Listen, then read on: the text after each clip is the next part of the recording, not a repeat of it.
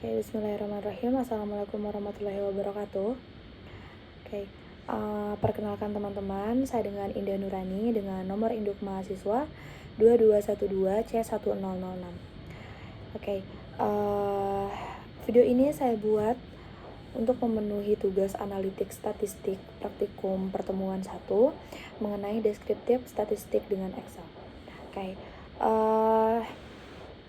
sudah terlihat di layar ya. Di sini sudah ada 10 kadar trigliserida dengan satuan mg/dl. Oke. Lalu, ketika teman-teman di sini belum ada data lengkapnya seperti rata-rata, median, standar dan lain-lain, kita akan mencari itu by the way di sini gitu. Nah, caranya adalah pergi aja ke tab data di sebelah sini, lalu diklik kanan, akan muncul dua pilihan seperti ini. Pilih saja customize the ribbon. Lalu akan muncul tab seperti ini lagi, lalu klik add-ins di sebelah kiri seperti ini. Lalu di paling bawah di klik go. Nah, di sini udah ada banyak pilihan juga, ada 4 pilihan, lalu klik aja di analisis toolpath, lalu di oke. Nah, seperti ini, lalu langsung ke paling kanan aja. Di sini udah ada data analisis. Data analisis ini di sini juga udah banyak banget pilihannya. Dipilih aja karena kita sedang mencari deskriptif statistik. Yang dipilih juga deskriptif statistik juga. Lalu diklik OK. Nah, di sini sudah muncul tab seperti ini. Untuk input range-nya itu adalah kadar trigliserida yang 10 ini. Datanya dimasukin berikut dengan si judulnya juga. Lalu di enter saja, dan di sini ada label in first row. Nah, di sini juga diklik saja teman-teman ya. Lalu di output range di sini lalu dimasukin aja, ini bisa di mana saja karena ini untuk menuangkan si data yang akan tersedia nanti gitu. Lalu diklik enter aja. Nah, di sini di confidence level for mean juga diklik ya. Lalu diklik OK juga di sini. Nah, di sini sudah tersedia datanya, udah ada rata-rata, standar, variasi, kuartil 3, kuartil 2, median dan lainnya. Gitu. Nah, ini untuk menemukan data secara cepat gitu ya, dan menggunakan teknologi. Nah, kita juga bisa menggunakan rumus atau dengan secara manual. Ketika kita ingin mencari rata-rata seperti ini ya, kita akan mencari rata-rata, pakai saja dengan rumus sama dengan, lalu average ada di kedua sini, lalu dimasukin saja input datanya semuanya, lalu enter. Data yang ada di sini dengan data yang ada di tabel sebelah sini pun sama ya untuk si nominal atau angkanya gitu.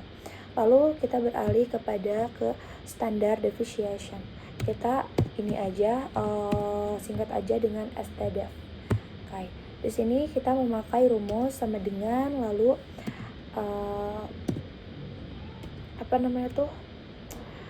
ditulis STD. Nah, di sini ada dua varian, ada yang P dan ada yang S. Karena kita punyanya sampel, jadi kita memakai yang S saja. Tapi ketika ingin mencari populasi, kita pakai yang P. Gitu ya teman-teman ya. Lalu dimasukin lagi input datanya yang 10 ini kepada si rumusnya, lalu akan muncul angka seperti ini sama dengan yang ada di tabelnya. Lalu yang ketiga kita cari varian. Oke, varian ini untuk rumusnya pakai sama dengan, lalu var. Var di sini juga ada dua varian juga ya, karena kita pakai sampel, kita pakai yang S. Itu terus kita di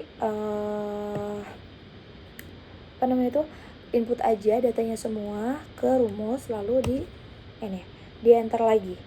Nah, ini datanya udah ngurut ya teman-teman ya. Kalau misalkan datanya belum ngurut dari kecil sampai ke paling besar, kita caranya untuk mengurutkannya adalah di blok aja semuanya, lalu pergi ke data seperti ini.